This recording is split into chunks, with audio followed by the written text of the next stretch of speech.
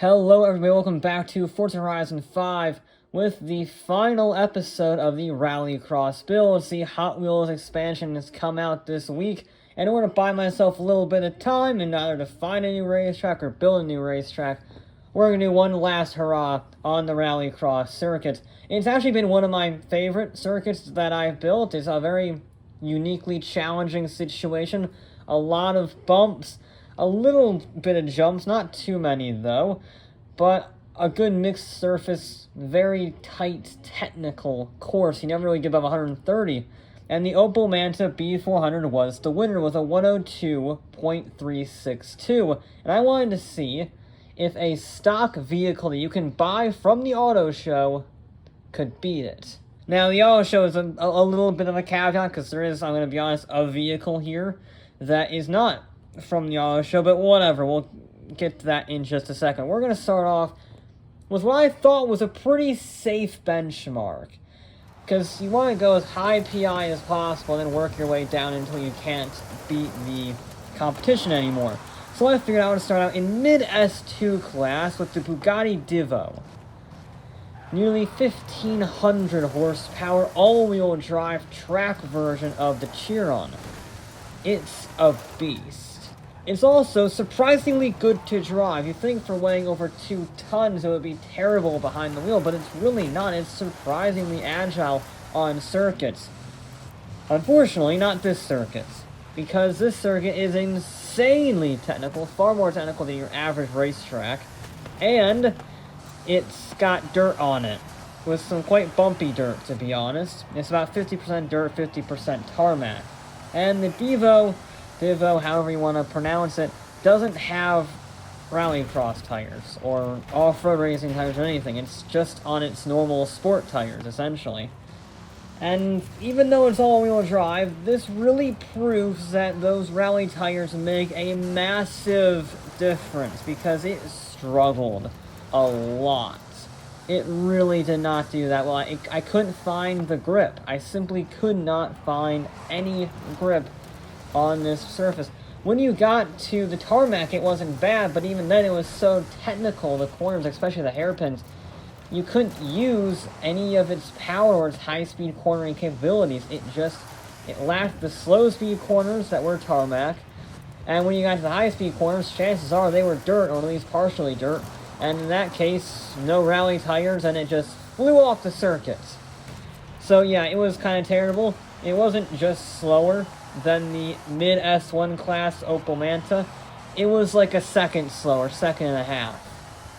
So I had to think bigger, and I went, alright, well, if that was a second and a half off the pace, let's go to nearly the top of S2 class with the Lotus Evija. Now this is 994. I was debating between the Evija and the Neo, but I figured the Neo wasn't very good accelerating relative to the Evija. The Evija is far faster accelerating for one reason or another. And on a technical track like this, you want acceleration over top speed. And it was a lot better. Certainly better than the Divo, but it was not better than the Manta. Yeah, this was sort of scaring me, because this is the top of S2 class. All-wheel drive, 2,000 horsepower electric car by Lotus. And yeah, it still lost to a mid S1 class Manta. Same problem as before, it simply didn't have the grip, only even less so in this case, because even more power and instant delivery of said power. It's incredibly fast, and it was easily the best car for non-rally tires, I should say. But yeah, it couldn't do it. It did a 102.9. It was 0.6 of a second off the pace, which really surprised me and sort of freaked me out. Because, yeah, nothing was beating it. So the less sensible vehicles, the ones I wanted to try out for fun, didn't work at all. Even the fastest of the fastest of the fastest could not touch that bloody Opel Manta. So in response to that, I fought fire with fire, or in this case, rally car with rally car. And I started out with the Hoonigan Focus RS RX RallyCross Racer. This is the exact same PI as our benchmark car, the Honda Civic. RallyCross races. So that's an S1 864. That's our target, basically. So this is an oddity in that it is completely stock, essentially, for lack of a better word.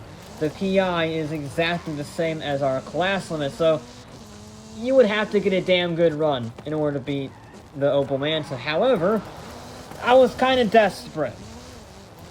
Because it wasn't doing very well. Our attempts had ended in disaster, so I figured RallyCross car, 0 to 60 sub 2 seconds, rally tires, crazy aero, decent weight, maybe.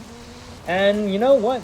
For being a stock car with the same PI as our built cars, it did phenomenally well. I mean, truly phenomenally well. The Honda Civic did a 105 too, that's our base. And I undoubtedly can get that to go faster if I had more runs. If I reran it, similar to how I reran the vehicles in the Baja builds. But the Focus was fantastic. In fact, it tied the Avaya down to the thousandths of a second. I cannot recall the last time I've had a dead heat in one of these build series, because it's such a variable, and they're such different vehicles. The Avaya has 2,000 horsepower all-wheel drive with electric power and no rally tires. The Focus is just 600 horsepower and all rally tires and lightweight and everything. So they get their speed in completely different ways. And you know what? That means it's still not enough. It got, like I said, it punched well above its weight for being a stock car at 862. But it was still 0.6 of a second off of that Manta. And then I remembered that there was another Hoonigan car that was not a DLC vehicle. The RS200. Yeah, I sort of forgot about this car, gonna be honest. I started out with the Divo, thinking that it was, you know, a good S2 class starting point. Completely forgot that the RS200 was indeed a thing. And it was not a DLC car, a Festival Playlist car, because that's what it was in Horizon 4. No, this is actually from the auto show, and it's very good. It's a Group B rally car, 700 horsepower, all-wheel drive, incredibly lightweight. And yes, it doesn't quite have the full Forza rally tires, but it has like custom tires that are kind of RallyCross tires. So it does the job of rally tires. You don't really lose very much grip on the dirt, although you can upgrade it to rally tires. It's weird. But it's also very fast. And spoiler alert, 700 horsepower and the same weight as the Opel Manta demolishes said Opel Manta by an enormous margin. Talking 0.8 of a second near enough. So I completed my objective. I found a bone stock vehicle from the auto show that could beat our rival. But then I wanted to try some experimental things, you know? So first I tried an S2 class car with rally tires. A little bit of a caveat there. And this is where the totally didn't forget that the Ferrari SF90 was not an auto show car. But anyway, I wanted to run it. I haven't used it. Kind of an interesting vehicle, and it's the only time I probably will use it, because it's really sort of eh. And you know what? That is my reaction to it again with rally tires in this challenge, because even with rally tires, it was kind of terrible. Which surprises me, because it has 1,000 horsepower, all-wheel drive, and rally tires. And you know what? It was worse than the Devo. I don't understand that. I don't know if I just didn't get the most out of the car, or it didn't suit the track, or what, but it was just pathetic. For 1,000 horsepower and rally tires and the Ferrari SF90 as a whole, it should have been a lot faster, and it simply was not. Like I said, it couldn't even beat the Devo, which did not have rally tires. But there was one more experimental thing that I wanted to try, apart from a pretty pathetic Ferrari, and that was one of their main rivals, Porsche. Specifically, another loophole car. The 911 GT3 RS Forza Edition. This, again, does not have fully fledged rally tires. It has Forza Edition tires, whatever those are. And it's not a auto show vehicle, but it is top of S1 class, S1 900. It is actually lower PI than the RS200 by 4, but it is still lower. And it's sort of like the RGT class 911 GT3 race car that competes in Europe. It's in that similar vein. I think it's a great car. It's one of my favorite cars in Forza, to be honest, to drive.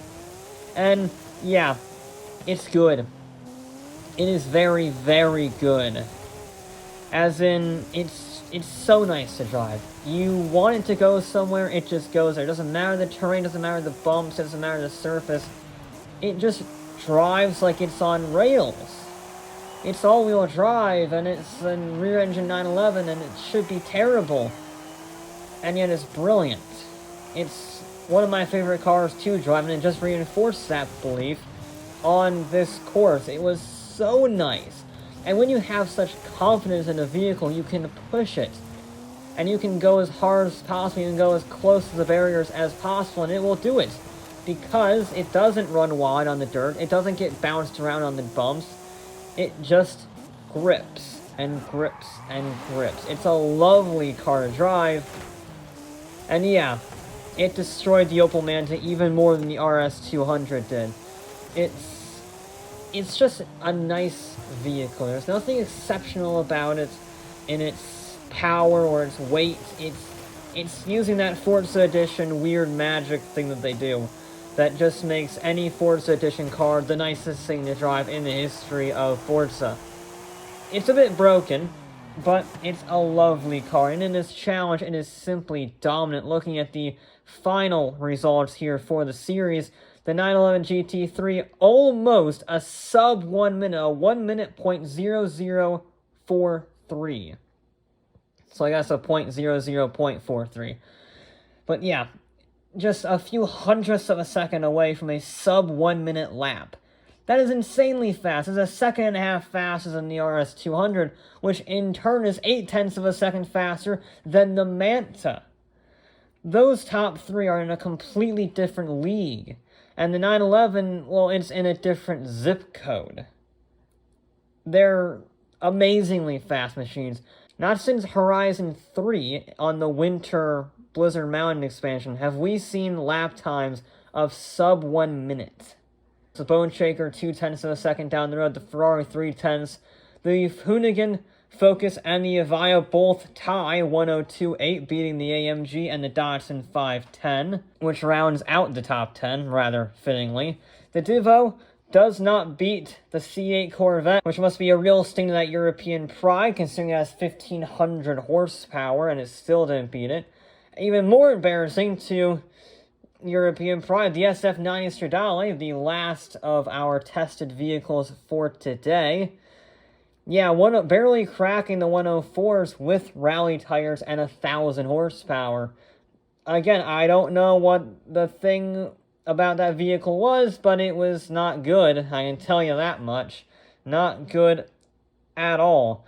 But at least it does beat the Civic. In fact, everything except the RS7 and the Local Motor Rally Fighter did manage to beat that Civic. And to be honest, if I reran the RS7, because that was the second vehicle I actually drove around here, I might just be able to get it under the Civic, but then that opens up a whole new can of worms that we're not going to go into. So yeah, this has been a great series. It's more on par with the first build series from Horizon 4, where that was a mixed surface rally. But this one was a lot more technical and a lot more demanding on the vehicle, simply because of the bumps and the high-speed transitions, especially on that Turn 2 section. It really was incredibly intense. And the Opel Manta will take victory, although the 911 GT3 Forza Edition really shows why it's a Forza Edition. But that will be it for this episode of Forza Horizon 5, and I'll be back on Hot Wheels.